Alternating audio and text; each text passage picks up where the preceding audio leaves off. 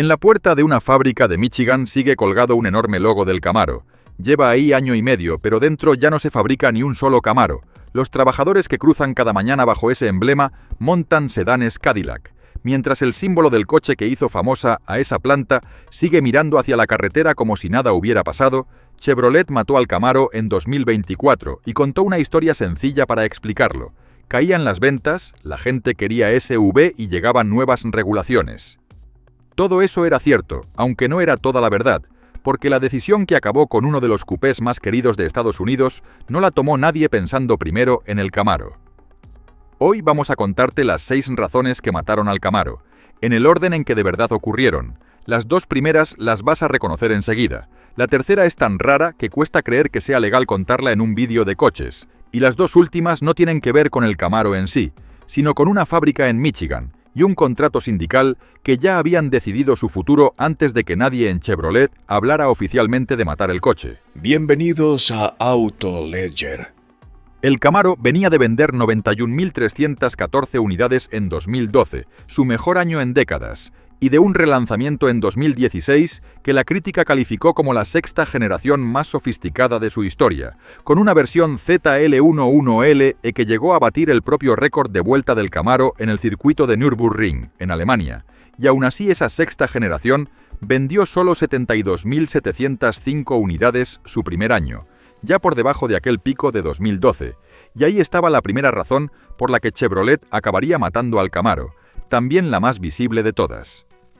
Las ventas no dejaron de caer. Año tras año, sin excepción, pasaron de 67.940 unidades en 2017 a 50.963 en 2018, una caída que ya empezaba a preocupar dentro de los concesionarios de Chevrolet, y un año después, en 2019, la cifra volvió a bajar hasta 48.265, justo cuando llegó la pandemia que hundió las ventas de casi todos los coches del mundo. El problema fue lo que pasó después. Cuando el mercado se recuperó en 2021 y 2022, el Camaro se quedó atrás, con 21.893 unidades el primer año y 25.722 el segundo, muy lejos de las cifras de una década antes, y en 2023, el último año completo de producción, la cifra volvió a caer, hasta 23.678. 10 años después de su mejor momento, el Camaro vendía una cuarta parte de lo que había vendido en su pico, y esa era la razón que cualquier analista de Detroit habría señalado sin pensarlo 2 veces. Nadie sostiene un modelo cuyas ventas se reducen a la cuarta parte en una década, aunque dentro de Chevrolet ya había una segunda preocupación, tan real como la primera.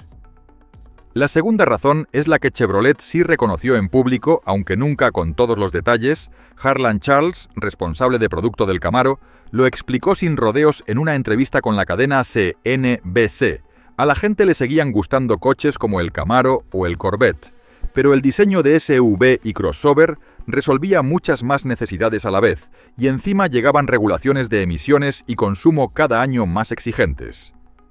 Dicho de otra forma, un comprador que en 2012 se llevaba un Camaro a casa porque quería un coche bonito y rápido, en 2020 se llevaba un SUV a casa porque necesitaba espacio, altura y un consumo que no le arruinara cada semana en el surtidor. El Camaro seguía gustando, pero lo que dejó de tener sentido, para una parte cada vez mayor del público, era comprarlo. La tercera razón parece sacada de una anécdota de sobremesa, pero está completamente documentada en un boletín técnico oficial de General Motors. Desde enero de 2021, California y Washington prohibieron la venta de los Camaro SS, ZL1 y 1LE por el contenido de cobre en sus pastillas de freno, una ley firmada una década antes para proteger al salmón, porque el polvo de las pastillas de freno se acumula en el agua de lluvia, llega a los ríos, y ese cobre resulta tóxico para los peces, así que Chevrolet tuvo que rediseñar el sistema de frenos de sus versiones más potentes solo para poder seguir vendiéndolas en 2 estados.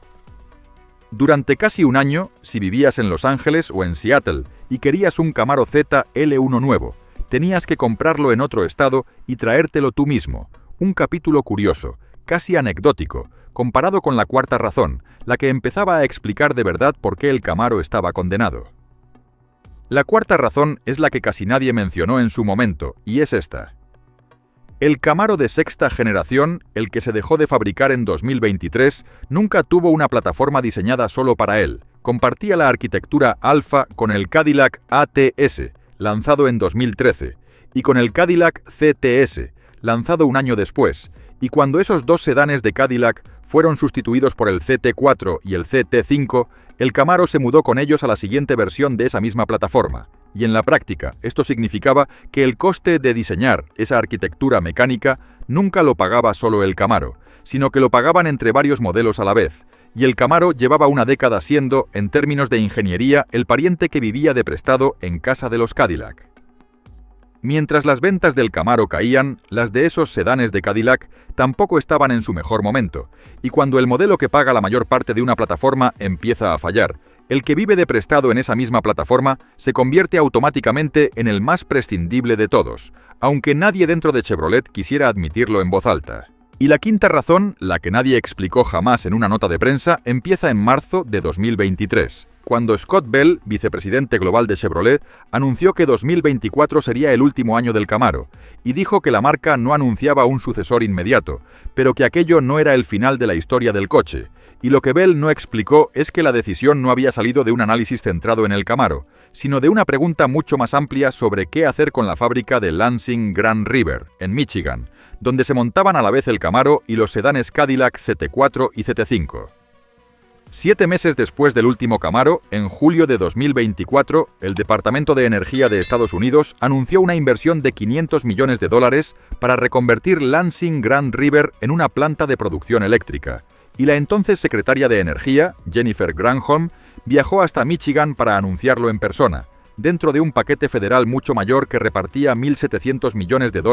entre 11 fábricas de todo el país. Y el plan prometía mantener al menos 650 empleos y crear 50 más, siempre que la fábrica completara la transición hacia coches eléctricos, y todo apunta a que esa conversación entre GM y la Administración Federal ya estaba en marcha antes incluso de que Chevrolet anunciara oficialmente el final del Camaro, porque el coche no perdió su sitio porque dejara de gustar, lo perdió porque la fábrica entera ya tenía otro plan, y ese plan no llevaba un Camaro dentro. Y ahí está la sexta razón, la que explica por qué todo esto pasó exactamente cuando pasó.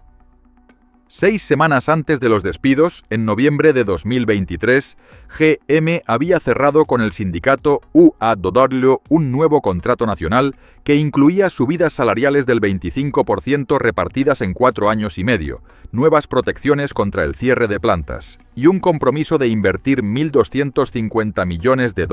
en Lansing Grand River para producción eléctrica futura, así que la maquinaria burocrática y la maquinaria industrial se movieron después en paralelo. Chevrolet cerró la producción del Camaro de sexta generación en diciembre de 2023, con una edición limitada llamada Collector's Edition como despedida oficial, y apenas unas semanas después, el sindicato UAW Local 652 confirmó que 369 trabajadores de Lansing Grand River y de la planta de estampado cercana perderían su puesto a partir del 1 de enero de 2024.